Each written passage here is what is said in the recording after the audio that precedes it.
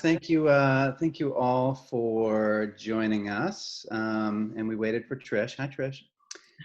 Today for hashtag College Can Wait, we're super excited to be here today with Joanna Lilley, who's a therapeutic educational consultant, and Adrian Frumberg, who's the founder of Lighthouse Guidance and has recently joined the dorm as well to do our college advising in our New York campus, which we're very excited about.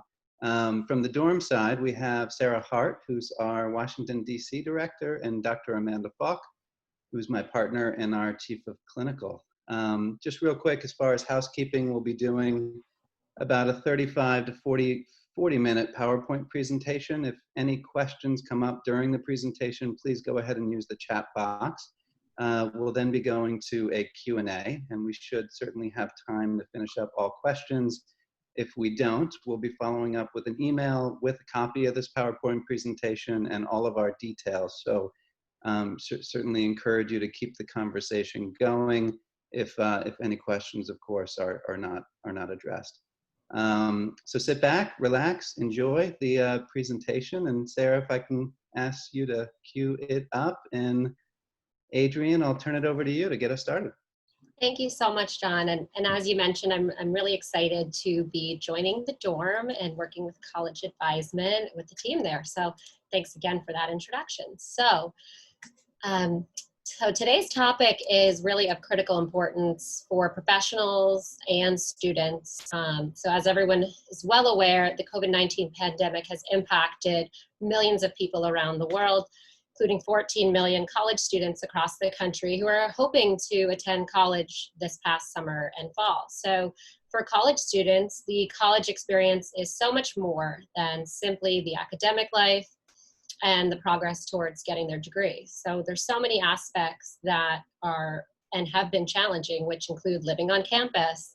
The semester was cut short in March this year, meeting new friends, accessing academic support and resources, and obtaining the mental health services that they need. And these are just a few things that students who are going to be studying online will have more difficulty accessing.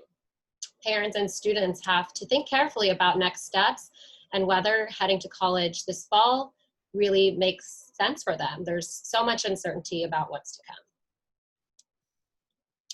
So as a college counselor in private practice, the conversation that I'm having with students and families right now is about what the fall will look like and if they decide to return to college this fall or not. So the uncertainty of whether colleges will return in person this fall has caused certainly a heightened level of anxiety in so many of the students and the families that I'm working with. New plans are being released by colleges each day. A great resource to check up-to-date plans is the Chronicle of Higher Education, and I'm happy to share this resource link with you after the presentation. For example, my alma mater just yesterday indicated going to be solely online for this semester this fall, and only allowing students who absolutely need certain support services, including some students who are international, to be on campus. So the rest of the students are either going to be living at home, or if they have signed a lease for some reason, they will be allowed to stay on campus, but taking their classes online. Students are facing so many losses at the same time. I really feel for them. For some, the continued virtual learning experience, some students didn't have their graduation, and those who just graduated, they're competing in a job market that does not even resemble what they thought they would be having in terms of getting a job after working really hard for 4 years. And as a result, students are cycling through these stages of grief, denial, anger, bargaining, depression, and acceptance. This process has been so traumatic and can be re-traumatizing for some students who have that history of trauma, anxiety, depression, etc., and mental health issues. So as I previously mentioned, this college experience is much more than simply an academic experience. Many students count on student support services such as the Writing Center, the Math Center, Office of Disability Services, the Counseling Center, library resources, and help with writing their papers. All of those aspects now are going to be a little bit more challenging in the new models that the colleges are proposing for this fall. So as a result of the pandemic, the services students need haven't changed, but the way they are able to get these services are going to be altered slightly. Ensuring college counseling is available virtually if needed, disability services. So how will students who maybe need a note taker, for example, access that?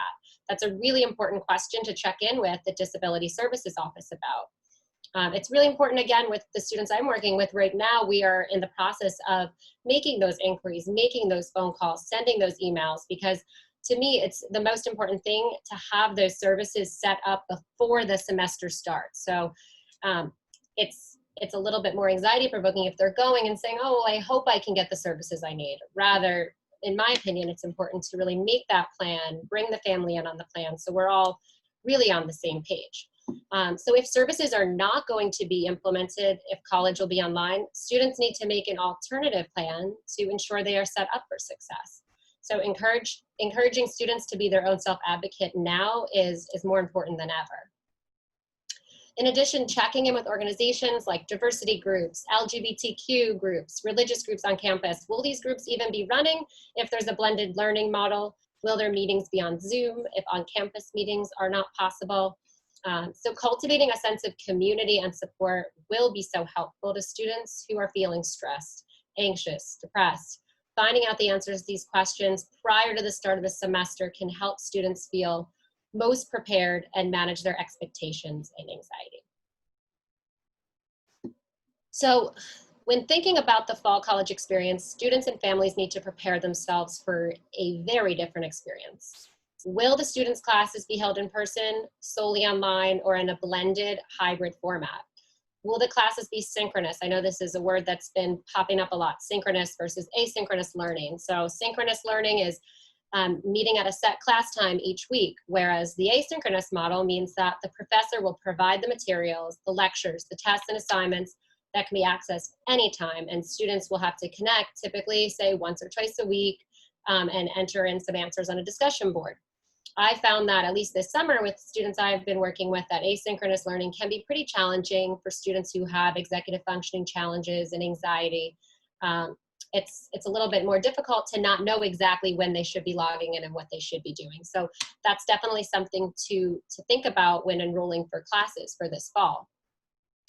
Every college will be putting a different plan in place based on the resources they have available to them. So right now, what I'm seeing is about 56% of colleges are planning to have in-person classes, while 30% are offering the blended model, which is partially online, partially in person, and 9% have said they're fully online. Again, these numbers are going to be changing as colleges release what they're going to be doing. It's all coming in on a day-to-day basis now, so those stats will shift slightly. Public colleges have lost significant amount of funding, and they may not be able to maintain the same level of staffing in academic support offices or their counseling offices. So this is a big issue if students are counting on those services for their success. Again, it is so important to check in with these offices and find out exactly what services will be available prior to the start of the semester. And it's okay if online learning will not work for your client or for your child. These are unprecedented times. And if and Joanna will touch on this a little bit more later, but taking time off is okay too. Deferrals are a great option if a student does not want to pursue online learning. Typically, deferral requests need to be made sometime in the month of June. I think this year, I can imagine for some colleges, they may have extended that, but a lot of the colleges have already filled up their deferral places in their class. So to stay afloat, colleges are not able to grant, say, 50% of their incoming class a deferral. It's just not financially viable. So if a student wants to defer and take classes at a local college, check in with your college to see if you can if that's an option for you. And then the other piece that's really important is to see how many credits that college will accept in terms of transferring credits. If a student tries to defer for a semester, a January start can be a kind of challenging time to enter in just from a social standpoint. I think like the class sizes are much smaller with transfer students for January. So thinking about it might be possible this year that colleges will have more students coming in January. So that's another great question to ask the college if deferring is on the table, and that's an option. So finally, in terms of considerations for returning to campus this fall, if a student plans to return, expect the campus to feel quite different. So social distancing, masks, limits on gatherings, lack of sports games on attendance, contingency plans if the virus spreads on campus, the typical college experience will no longer feel very typical. Remember to check in with the offices of student support to ensure student success before the semester starts, and confirm that this can be delivered virtually. So if someone needs that tutoring, needs that extra support of a learning specialist, make sure that those things will be available virtually. Having more support at first is always my advice. You can then remove supports at that time after the transition has been successful.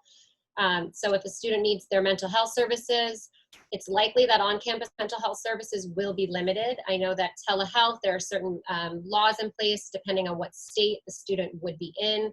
It's not possible for the counselors to deliver those services unless they are certified in that particular state. I think Sarah can touch on that a little more later. But call the counseling center, check in, get some referrals that are local to the college. You can then maybe schedule appointments that are close to the campus if you plan to be there on campus. So I am now going to turn it over to Joanna, who will talk a little bit more about the family dynamic and decision-making process. Thanks, Adrienne. Just to transition off of that, this really is, there's a lot of moving parts in this process, and it really is coming down to this being a family decision. So kind of moving on, I want to talk a little bit about how parents can support their adult child in making this decision. And in addition to that, I also want to highlight, if you're a professional that's working with that like young adult, or if you're working with the parent, these are also resources that can kind of help you in guiding them. So first and foremost, it is important that we identify that the young adult and potential college student is actually healthy prior to us talking about the academic piece. So oftentimes I get parents that are very focused on that academic component, and then their health or their well-being of the young adult or their child tends to be kind of taken a secondary or backseat in the process. And so it's really important, especially right now, being in the pandemic, that we are focusing on their health. In addition to that, we also look at college readiness. I think that was really a buzzword in higher ed and K-12 prior to that transition into secondary or post-secondary education. It's still important, especially when we're talking about those that are transitioning to college. And I think there's some, minor tweaks that need to be made now that we're living in the era that we're living in. So certainly we can talk about their academic preparedness. We can talk about executive functioning, self-advocacy. We can talk about their social and emotional skills. Those tend to be kind of the key points. But to break it down even, on a simpler level, we really ask 3 questions. And I will front load in saying too, if you don't think that the young adult in question can follow these questions, then that's where we need to say, oof, maybe let's hit the pause on immediately going to college, especially now. Which is the first question: if they can identify or acknowledge that they are struggling or have some sort of area that they need work, that is the first thing that needs to happen. From there, if they know how to then actually access the resources to help them kind of with that, area that they're struggling in. And then the third piece is if they can actually follow through or follow up with whatever it is that they learned. So an example could be, they fail a math exam, they realize that they're struggling in math, they reach out to a tutoring department or find somebody to support in that area. And then whatever it is that they learned in that tutoring session, they have to then implement it. So if they can't do those tasks, and also the key piece to that as well is independently, so that's separate than their parents encouraging them or coaching them, then they are ready for the wave that can be higher education and what's to come. If they can't follow through with those things, that is an issue and an indicator that maybe they aren't college ready. So another thing that's important to know too is, as a parent, you might want to adjust your expectations based on knowing those answers. And then also just a lot, especially right now with COVID, I have a lot of parents that are experiencing this education-induced stress. Whereas prior to the pandemic, we really were focused on that bridge, enrolling in college, what that meant. And now that there's a lot of variables up in the air, it's really causing a lot of anxiety for parents on how to support their child and how to, still kind of follow with that path of launching into life. So a lot of that's going to include reflecting on this last year and kind of the relationship between the adult child and the parent, and then potentially adjusting your expectations and what the fall 2020 was actually going to look like for you as a parent and also for your young adult. So again, if this is somebody who is struggling with any type of pre-existing mental health history, or kind of, somebody who is in a therapeutic boarding school or was seeing outpatient therapists or support services, it's really important for us to make sure that we're actually navigating this process together. And you have to expect that it is going to be a little bit complicated, especially right now. As a parent, you also need to understand too that this is a conversation that you're going to have with your young adult. This is not something you're going to decide independently. This is not something that your young adult is going to decide independently. So making sure that you have space to reflect with or without your child present, and that also includes processing your own emotions and feelings about the pandemic, in addition to the vision that you had for your child. You need the space to take care of yourself. Make sure that you understand too that we are all going through this together. So if that looks like finding some supports for you, that is important for you to do as a priority. Know that, maybe not everything is aligned. So maybe what you think is important for your young adult may not be what your young adult is advocating for now. And an example of kind of that disconnect would be a parent who is still really pushing for going to college, and the young adult saying, whoa, I wanted this traditional college experience. I acknowledge that that's not going to happen now, so I would like to reassess. I'm not saying that college is not going to happen for me. I'm just saying that maybe I don't want to immediately enroll right now, and I would like to create some sort of like alternative plan.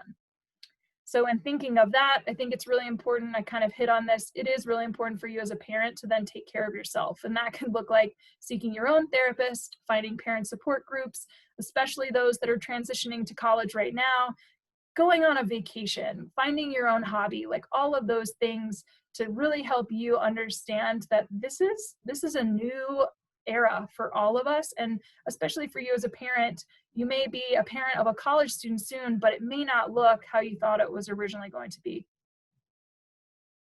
And then lastly, this is extremely imperative, is that once we really kind of navigate through those muddy waters of like, oh my gosh, we don't know what this is going to look like now, it's important to have a plan. It does not matter what that plan looks like, but you have to have a plan. So if that's going that, in quote, traditional path where it was, you're going to enroll in college, you're going to live in the residence hall, you're going to have as close to that traditional college experience as possible, that is a plan. To the other end of the spectrum of staying at home, taking community college classes, getting a job, doing that for an extended period of time, and then transitioning out of the home, it doesn't matter what it looks like, it just needs to happen. I really encourage that the adult child is actually the point person in creating the plan. Again, this is their journey, so we want you to contribute to it, but they need to be the one driving it. Making sure that you as a parent are also holding boundaries and or implementing boundaries within said plan. So an example of a plan that's just really like fluid and not necessarily rigid, which it needs to be, would be, I'm just going to stay at home and I'm just going to take classes, and then I'll eventually, keyword eventually, move on or transfer to a four-year school. That to me is putting rules with no consequences in place in the home.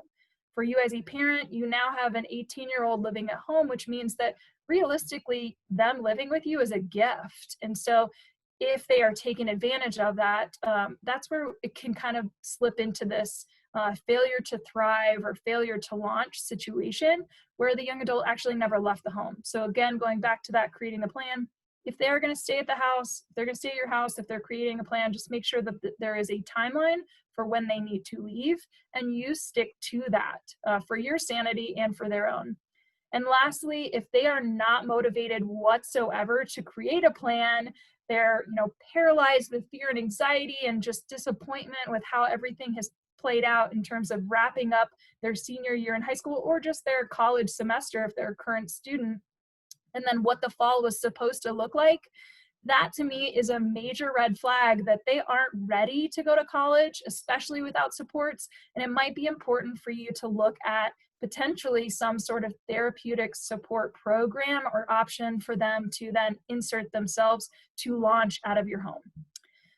So last thing that I'll just talk about briefly is, because of this education-induced anxiety, I'm working with a lot of families right now that are really struggling with the what ifs. So do they enroll their adult child in college as planned and then put together these outpatient services knowing that the majority of them are going to be virtual? Do they postpone college and replace it with a therapeutic program, a gap year program, or some sort of alternative plan? Can their adult child take virtual classes at their original university while they're enrolled in a therapeutic program? I mean, the possibilities truly are endless. And then if they don't go to college, how would you feel if you're a parent, right? If you were just so excited for your young adult to go to college, if they decide not to go, how does that make you feel? And if they don't go to college at all, how does that make your young adult feel? We want to tap into the emotions as well. And what obviously is the value and expectation driving these emotions and expectations and decisions. So just make sure that you're paying attention to this. Know that you're not alone. And this is a really good segue into Sarah now talking about some of those options moving forward. Thank you, Joanna. So it's really about, oops. Somehow I'm doing this automatically. Thanks, Joanna. So we really wanted to be able to share some opportunities or tips to create that alternative path to, if thinking about college can wait, right? And going through and navigating, taking a look at what is going on with your actual institution, what the school that the young adult that you're working with is planning, and making a choice about whether or not that plan fits for that young person. Thinking about the family dynamics at play and whose expectations are doing what around, around motivating to go or not to go. And if the decision is to not go to college in the fall, we want to spend some time talking about what are some of the options that can be, that need to be considered in order for young adults to be successful with an alternative pathway. So as Joanna was talking about, what is the plan? Here are some components of things to think about as you make that plan. Joanna was talking about the real importance of boundaries and expectations. And sometimes the first conversation can be with the young person about just kind of thinking about what they were really hoping for from their college experience.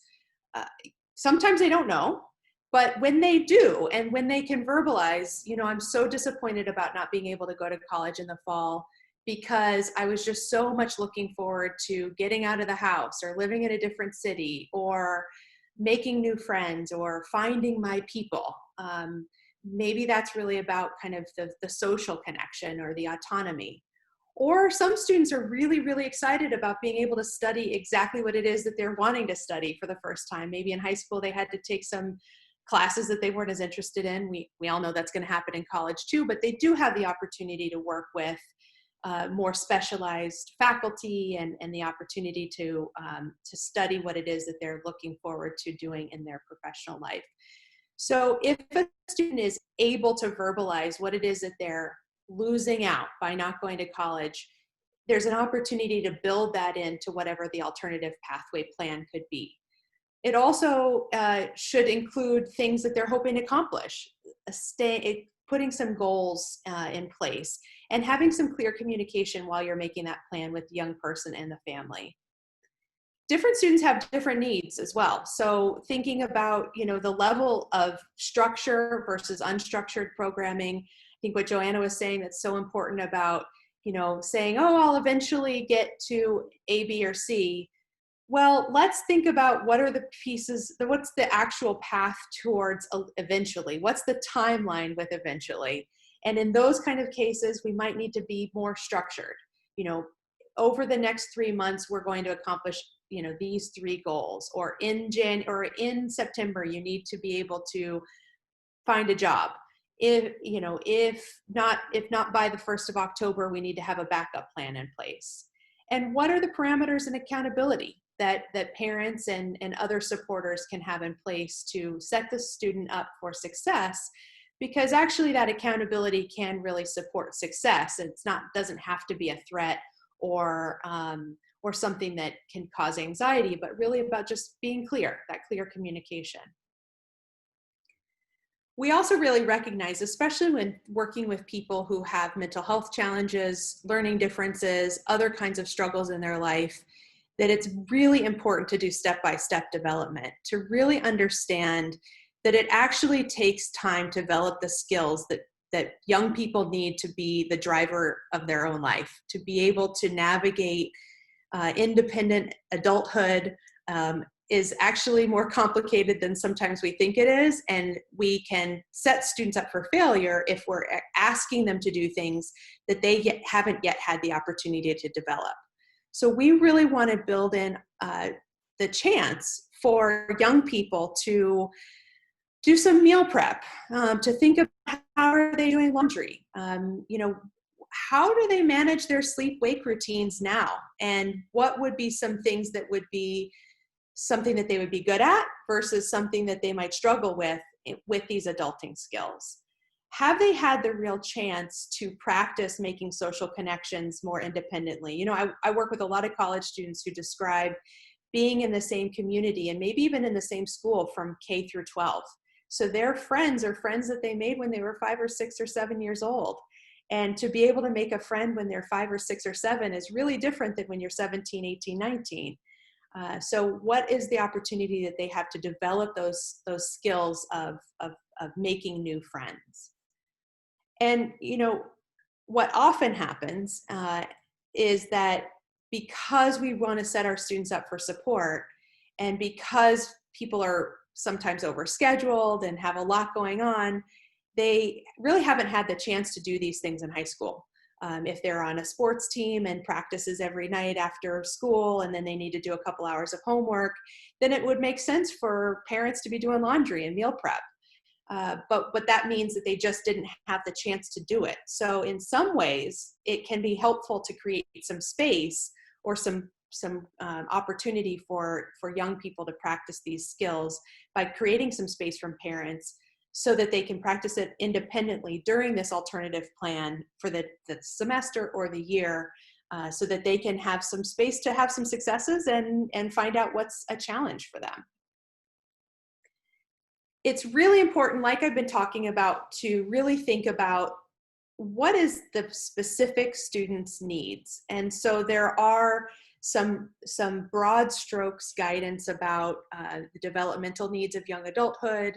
There are some things like college readiness that we were talking about before, about some of the big questions that we have about academic preparedness and skills, and those are generalizable.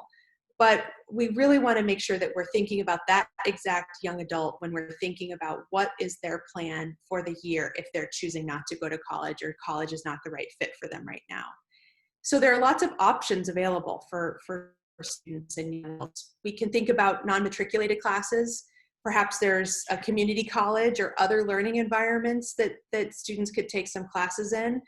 A lot of students might be interested in some kind of vocational training. I've had young people participate in coding classes where they can do a 6 or 9 month program that get them a certificate at the end of that program that's really about that one particular skill. There might be some other vocational things or certificate programs that students can get that don't interrupt or replace their pathway to college, but can really support it and give them that opportunity to keep those academic and learning kind of mind frame or mindset available to them. Sometimes it's a matter of thinking about work. I think about some students that we've worked with in the past who are burnt out on school. They've been really high achieving and just kind of going from one program to the next and blew out for whatever reason. And then needing to take a break and getting a job is really, really empowering for them because they can feel successful, they can earn their own money, and they can be really engaged. And in some ways, we've had a lot of surprised parents who say, my student wouldn't get up for a 9 o'clock class for college, but they can get up at 5 o'clock in the morning to get to the coffee shop or the bakery where they're working first thing in the morning. And to be able to look at what is the motivator for that, sometimes is because it feels good to work. And often after working in a bakery or coffee shop for 6 months or something, students might start saying, you know what, this is getting a little repetitive. Now I'm really ready to go back to school and use that other side of my brain. So making time for that work or internship can be really, really helpful. As we talked about earlier, that the importance of integrating treatment and support. Adrienne was really talking about putting these plans in place in advance of going to school. They also need to be put in place in advance of thinking about an alternative path, or if you're taking a gap year or gap semester, thinking about where is the role of treatment during that time, especially when students have historically struggled with mental health conditions. And finally, the importance of flexibility. I feel like I've said that word more in the last 3 or 4 months than I have in my whole life, because this time is full of uncertainty. And we are just learning that lesson over and over again, that with this pandemic, there are things that we thought were going to happen and now we're not able to do. There are timelines that we had in our heads that are changing. And there are circumstances that are very much out of our control that are making us need to think about a plan A, a plan B, a plan C.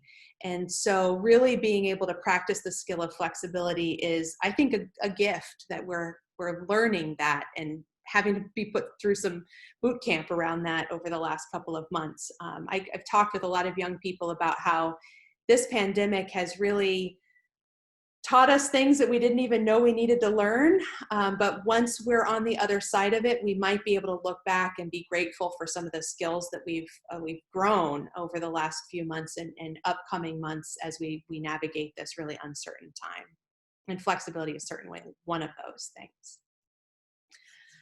Wanted to just share with you all as an option, and thinking about, as you're thinking about creating an alternative pathway, if that is the process for your young adults or the people that you're working with, that therapeutic gap year experiences, both at the dorm and in general, can be really, really helpful. So, as we know that students are really mourning that loss of the traditional college experience, they might be thinking about ways that they can have some of those pieces of the college experience, but potentially with some more wraparound supports or in an alternative format. So what we know is that lots and lots of students report, especially first-year students. There have been surveys after surveys that say that lots of students wish that they had more help with emotional preparedness before they went to college. And in that process, they get to college, they feel like they've been academically prepared, but they didn't really feel like they had the preparation for the social and emotional navigation. In that, when we know that to be true, utilizing something like a therapeutic gap year can help fill in those gaps of skills for people and set them up for the really complex environment of a collegiate studies and a college campus. At the dorm, we're offering a therapeutic gap year that has really robust programming that really focuses on those social emotional development as well as the academic supports that are needed. But because flexibility is the key to success in this time, we are also really highlighting the fact that it needs to have rolling admissions. We know that students might not have a plan in place by August 15th. They might even think about trying to make college work for the first month or so. And if it doesn't come together or something unexpected happens because of this pandemic, they might need to have a plan B that's available in September, in October, in November. So the opportunity to join the dorm's therapeutic gap year is there at any time over the course of the next year and moving forward. We also recognize that there are some students that need to be able to participate in these services virtually. I had a conversation with a family the other day who all 3 of the family members have a medical condition that's making them really need to stay in their home. And so going to college, what they were planning for their young adult son, is not an option for him as they thought it might be for the fall. So really looking at what are some other supports as he might take some online classes as well. So with the therapeutic gap year at the dorm, we are including therapeutic services, mental health treatment, individual and group programming, but we're also really thinking about other things that students really need, which are opportunities for work, opportunities for internship, opportunities for vocational training, some cultural experiences that are also really fun to be able to connect with their peers in the program, have some social connection and a feeling of community. We also have the opportunity to support people in independent living so that they can have that space to practice those skills of doing laundry every week and preparing meals and grocery shopping and all of the things that when we think about adult life, we really do need to learn these skills in order to be able to manage it. And so being able to look at a holistic program to be able to offer those different supports, not just academic, not just social and emotional, but also health and wellness with some supported meals, some opportunity to move our bodies and feel grounded and healthy in our sleep-wake cycles, all of those types of things can be one of the plans that people can make in thinking about an alternative pathway. So on that note, I just want to say thank you to Joanna and Adrian as they introduced us to this topic this week and open this up for questions and discussion, because we have the opportunity over the next 10 or 15 minutes to talk as a group about some of the things that we're struggling with as we help our young people navigate this complicated time, or even some ideas about ways that people can utilize this this time for an alternative plan.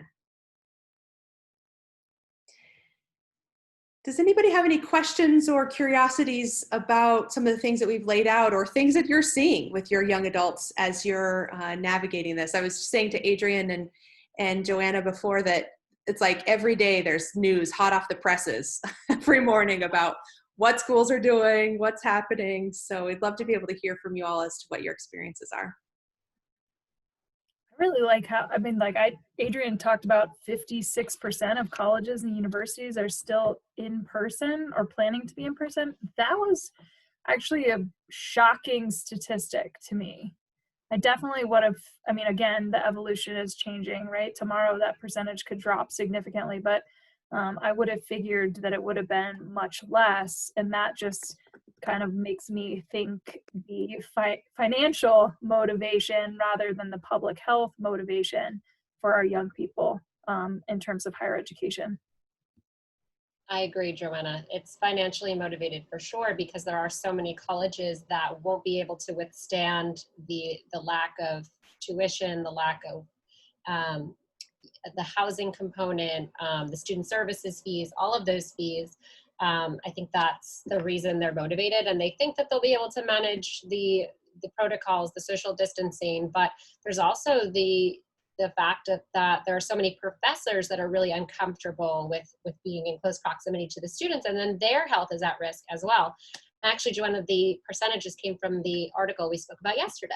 So I do really think that it's pretty startling to hear, and I think it's all financial motivation, unfortunately, and they're not thinking of like what's going to happen when things get worse, and not to mention the towns that these colleges are situated in. It's like bringing all of these people to that town from so many different areas of the country could make that campus then its own little hotspot and affecting all of the members of that town.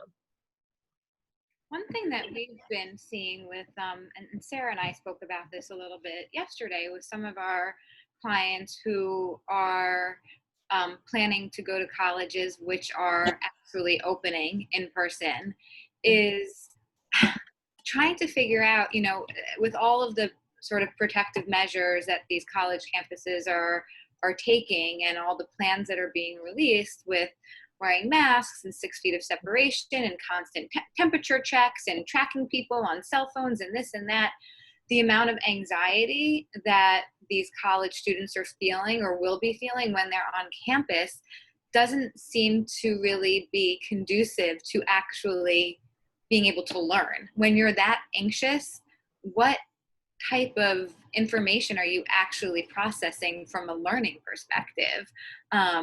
and how that is going to then set college students up to exacerbate pre-existing conditions even more, because they're going to get frustrated because they're anxious so they can't learn, they're not learning, they're not getting good grades, which then makes them more anxious, and it's just this vicious cycle. Absolutely, I couldn't agree more. And I have clients who are easily triggered, struggle with transitions to begin with, and this is going to be much more challenging coming into an environment like this that is just full of uncertainty.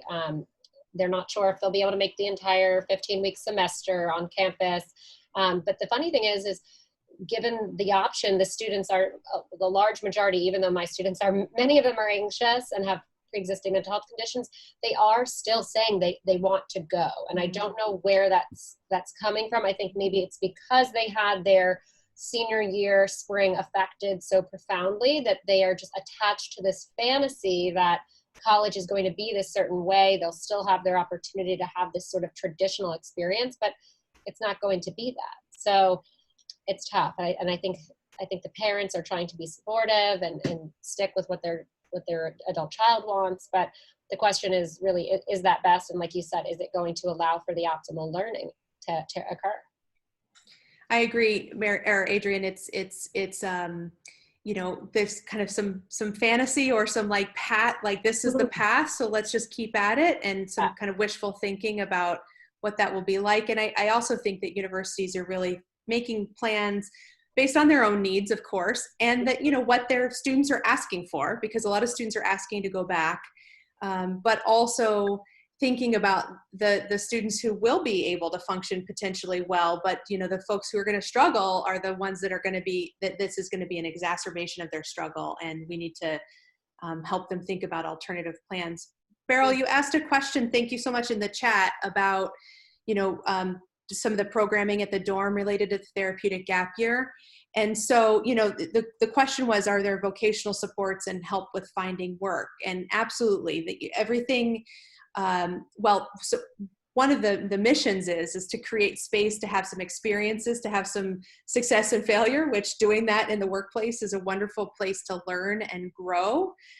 There's a lot of research that says gap years are just wonderful because there's so much growing up that happens between 18 and 19, and having some autonomy and independence. And that also means like navigating an internship or a work experience teaches lessons that a lot of high school students haven't yet been able to have.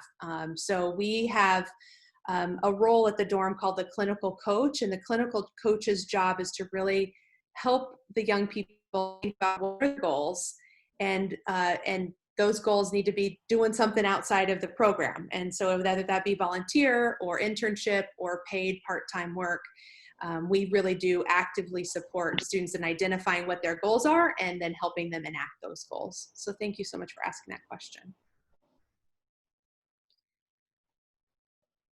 I'll just throw out there something else too that I was thinking of as we were talking. The idea of this, again, kind of college path, still kind of, you know, moving forward, hoping that you just kind of knock everything out of the way that is creating itself to be a barrier at this point. And the idea of the gap year too, really it kind of falls, or it's starting to feel like we really have three solid options, right? It's like go the college path and try to, you know, piece together resources where there ends up being struggle, right? So if virtual learning is a struggle, how do we find support? If you need social emotional support while you're doing that traditional college path, okay, how do you get connected socially or emotionally to your peers? The second option, again, in my head, is kind of like the hybrid, right? So we're out of the house, we're participating in some sort of community, whether it's therapeutic or not, and you are still taking classes, but it may be virtual, it might be online, or, you know, online, it might be at the original university that you wanted, or maybe you just find something local wherever you land.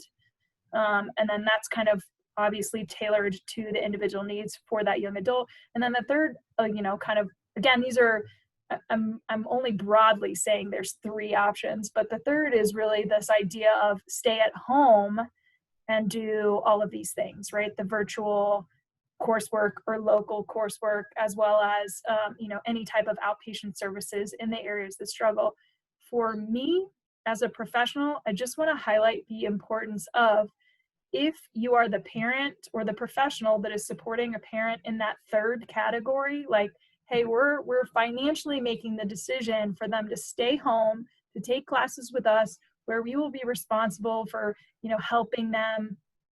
It is a very blurred line, especially if you have a college senior.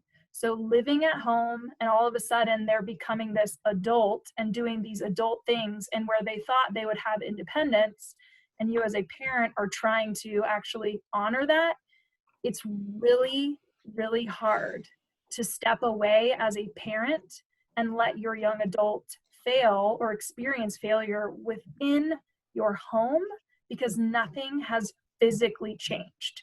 So I think that's just like something that I really want to highlight, because as a parent, it goes back to the parent piece for me, right? Here's some education and induced anxiety, is that if you are feeling stressed or flustered, here I am holding boundaries, I'm not reminding you to do your college schoolwork, like, you don't have the ability to actually transition from being a parent of a high schooler to a parent of a college student under the same roof. And so that's just something to think about in, if that's the path that you're going to take, or again, if you're a professional supporting a parent that is going that route, it is so paramount that they get connected to some sort of parent coaching or some sort of outside support for them to understand making that transition for themselves, and where they need to stop being a parent and where they need to start being a parent. So just something that I wanted to kind of highlight there as well.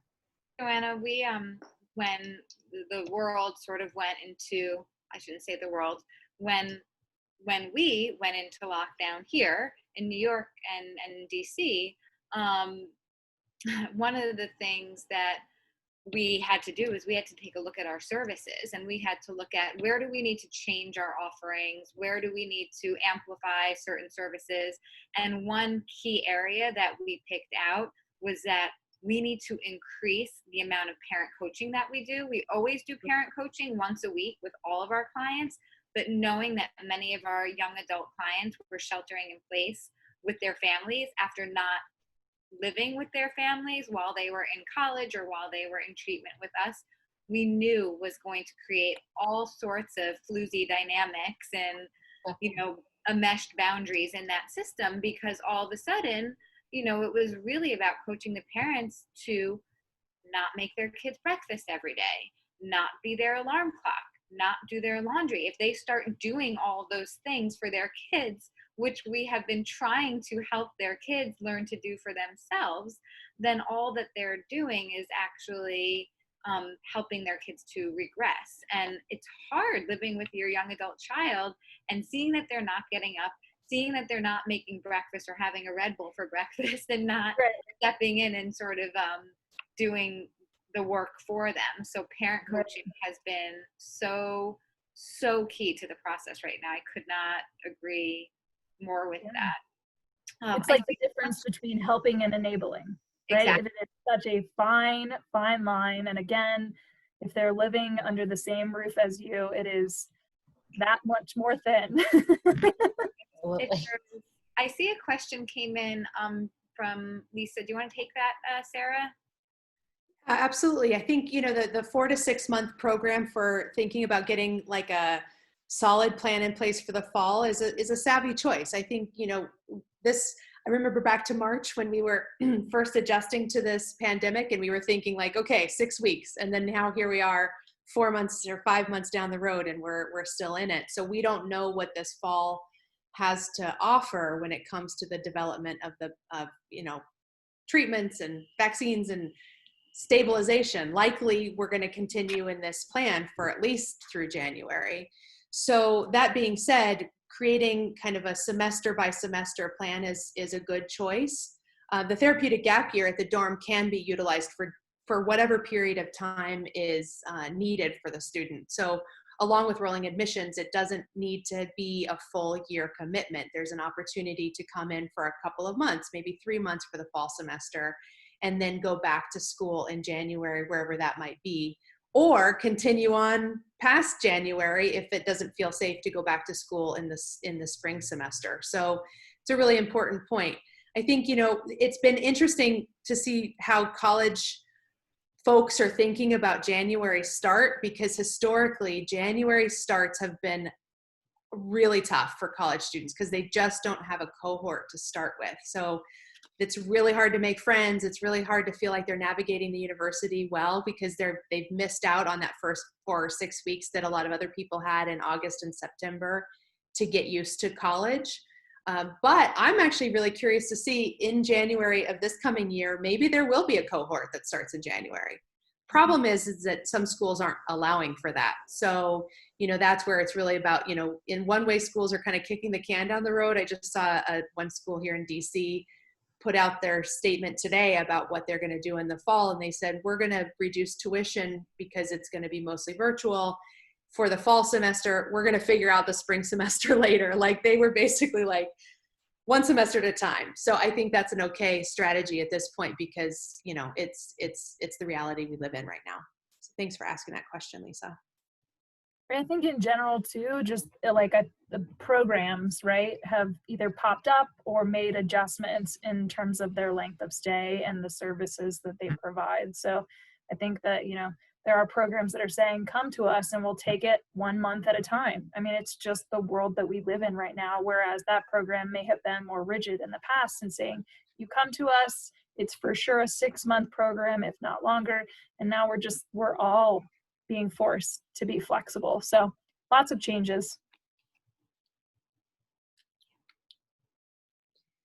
So I'm mindful of the time. I'm seeing that we're getting a few minutes before 4 o'clock. So I'll ask if anybody has any kind of final thoughts or questions before we finish up and let folks get on to their 4 o'clock appointments, or 4 o'clock Eastern appointments. I'll Amy, say something just really quickly. Yeah, go ahead. I'm Amy with the Haven at College. So we cater to college students. And just to reiterate what you guys say, just everybody's kind of college budget and those ancillary services like counseling, like, academic support, that you really need to check with the college about what's going to be actually available, because a lot of counseling departments are being cut. So I would just say that's really vital to be thinking about for the students coming up. Are they actually going to get, the services that they would be able to lean on otherwise, in this pandemic. Yeah, thank you, Amy. That's so helpful to hear, and definitely something that the families and students need to look into. Absolutely. I think, even for returning students, of going back to a school that they're used to, they might even be planning on seeing that same counselor that they saw in the counseling center last year. And that, might not be as much of an option. I know that a lot of schools are trying to make their counseling and health services as accessible as possible. But with budget cuts because of tuition and all the other things, sometimes that means they're reducing the size, or they're increasing their health center and cutting some counseling, or trying to figure out how the heck to make it all work. And it's a really tough puzzle to put together. So, John, I'll pass it over to you to close us up. Perfect. Thank you, Sarah, and thank you everybody for joining us. We've been talking about this topic now for a couple of months, and we're thrilled to have done so with Joanna and Adrian today. And my hope is, and I'm beginning to see pieces of this, that there's also an opportunity to lean into this. There's a level of creativity within the sort of flexible world that we're living in, that we're seeing really new, exciting, creative ideas and opportunities that are coming out of this. And also we're beginning to see parents in particular drop their shoulders, knowing that it's okay because they're not alone. That they're not the only set of parents, they're not the only set of children that are dealing with this. So I only hope that Joanna and Adrian get a chance to talk to all of these parents, because they could desperately use it. But that's where my hope is, that we're in this together, and together we can come out of this, hopefully much stronger, and much more developed around creative opportunities. So #CollegeCanWait. Thank you, guys. Real quick, just in closing. We do this every week. We've been doing it. I think this is week 14 or 15. We have the Chesapeake Center. We're going to be bringing on Dr. Kathleen